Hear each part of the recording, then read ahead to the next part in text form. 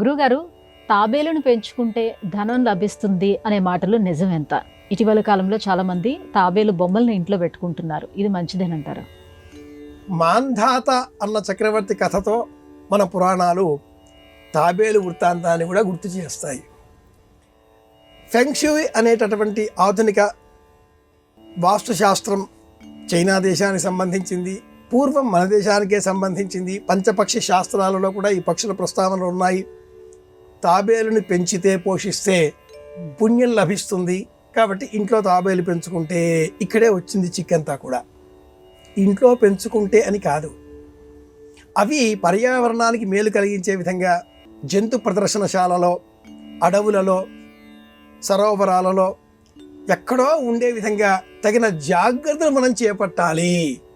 వాటి హాని కలగకుండా చూసుకోవాలి, ఇది ముఖ్యం. పూర్వం మాంధాత అనే చక్రవర్తి స్వర్గంలో చాలా కాలం ఉండి, ఇక ఆ స్వర్గంలో ఉండలేక కొంతకాలం అలా మళ్ళీ నేను భూలోకంలో జన్మిస్తాను అంటే ఇంద్రుడు, మీ పుణ్యం ఇంకా అయిపోలేదు అన్నాడు. నన్నంతా మర్చిపోయి ఉంటారే అనే మాంధాత చక్రవర్తి అంటే, వెళ్ళి ఒకసారి పరిశీలించడండి. మాంధాత భూలోకానికి విచ్చేశాడు. మధ్యాహ్న సమయం వరకు తిరిగాడు. ఎవరు కూడా మాంధాతను స్మరించడం లేదు. దానితో నా పేరు ఎవరు గుర్తుంచుకోలేదు, మర్చిపోయారు కాబట్టి నేను జన్మించవచ్చు అనే ఆనందంతో ఉన్న ఆ తరుణంలో అతడు ఒక సరస్సు వద్ద వచ్చి కూర్చొనగా, ఆ సరస్సులో ఉండే 2 తాబేళ్ళు, ఒకటి చిన్నది, ఒకటి చాలా పెద్దది. చిన్న తాబేలు పెద్ద తాబేలుతో ఇంత ఎండ మండిపోతున్న తరుణంలో ఈ సరస్సు ఎవరు నిర్మించారో కానీ ఆ మహానుభావుడి కారణంగా మనం ఆనందంగా ఉన్నామంటే, ఆ పెద్ద తాబేలు మా తాత ముత్తాతలలో ఎవరో చెప్పుకుంటూ ఉంటే అలా అలా మా ఇంట్లో, మన ఇంట్లో ఒక మాట వరుసగా వస్తూ ఉంది. ఎవరో మాంధాత అట, ఒక చక్రవర్తి ఈ సరస్సును తవ్వించాడట, ఈ కారణంగానే మనం ఉన్నాము అంటూ అనడంతో మాంధాతకు కనువిప్పయింది.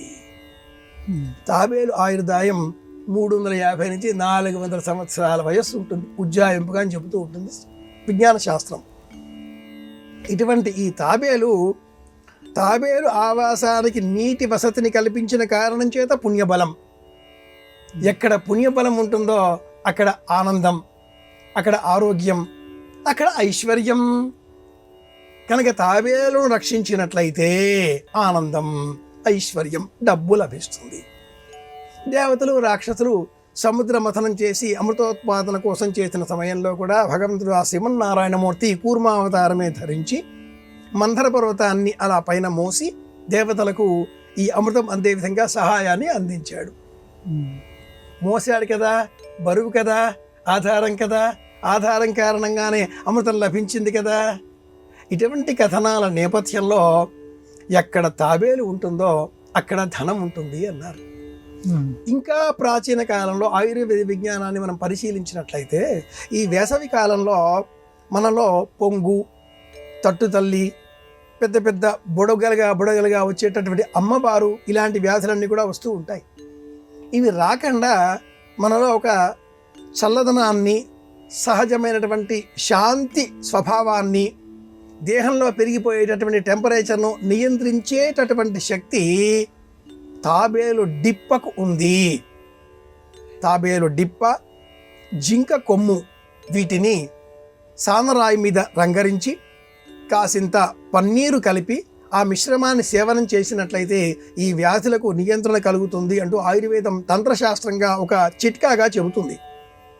ఈ ప్రాణులు ఉండాలి, జింకలు ఉండాలి, తాబేళ్లు ఉండాలి, చెట్లు ఉండాలి, సమస్త పర్యావరణంలో ఉండేటటువంటి చరాచర జీవకోటి అంతా కూడా ఉండాలి.